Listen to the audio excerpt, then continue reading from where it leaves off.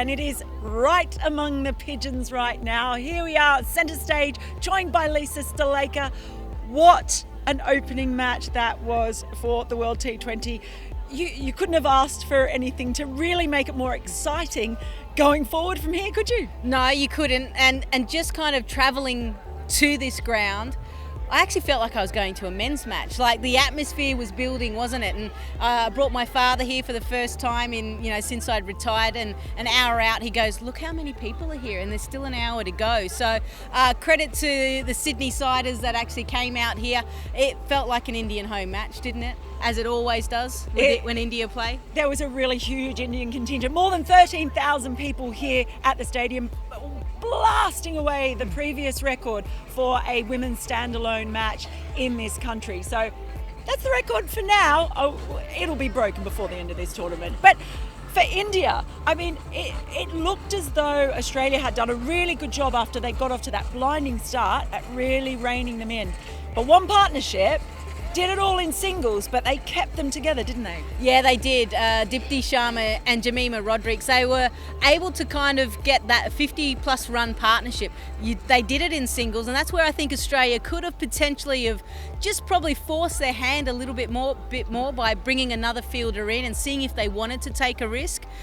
Credit to the Australians because Shafali Verma and Smriti Mandana came out and blasted the ball everywhere, and everyone was kind of looking at each other going, okay, this isn't, from an Australian perspective, this isn't going to plan, but they were able to keep their nerve and pick up wickets. But that partnership probably really turned the tide, and then the fact that Dipti Sharma was there able to bat throughout the innings. You always need one of your top four there right at the end, and that's when you can actually post a decent score. And I knew if they got around that 130, 140 mark, it was going to be a tight game because their spinners, India's spinners, are sensational.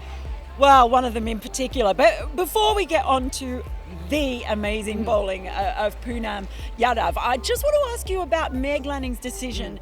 She won the toss and elected to field first. It was pretty slow out there. What did you make of that decision? I was surprised, actually. I know that this was one of the better pitches or strips on this square, and there was expectations it was going to be a 160 plus, and I think Australia felt that the wicket wasn't going to deteriorate, but we know here at showgrounds it actually gets a little bit slow. I know there is that one good pitch, but you never know. Conditions affect how the pitch comes together. So when she won the toss, I went, great, go out there, put some runs on the board, and then get the nerves out. But then they were probably thinking, let's get the nerves out when we're all together out in the field, and then we know the target to chase. But I actually think it played into India's hands really well. It surely did. Now, a lot of talk about Elisa Healy's form coming into this. She hadn't got into double figures in the tri-series. No surprise, really, I don't think, that she went out there, got a half century, but she was the only one who seemed to be coping with the spin you were talking about at all. And then Poonam Yadav, I mean, honestly, you could read War and Peace 3 times between the time the ball leaves her hand and it gets to the other end of the crease, but it deceives them so much. Yeah, it does. Just to honour Lisa Healy, I backed her to score runs. Maybe she was just foxing everyone in that tri-series and going, yeah, I'm out of form. But yeah, she smacked it straight away, and it was so pleasing to see because she is such an excitement factor in just women's cricket, let alone the Australian team. So when she's flying, it's entertaining to watch. She did look like she was the only one, and then wickets kept tumbling. And Poonam Yadav, you're right, it goes up really slow, having faced her as well. You feel like you've got to count to 1,000 before you play your shot. But what she does well is bowls the wrongun really well. And the thing is, in Australia, there's not too many players, leg spinners, that are bowling the wrongun. So that is going to be an effective delivery. And she was able to rip through, the heart of Australia's middle order. Well, she did. She bowled wrongun after wrongun and got 2 wickets and was on a hat trick. Tanya Bhatia, she owes her beers for the next, I don't even know if she drinks beers, but if she does, Tanya Bhatia owes her a lot over the next 10 years at least.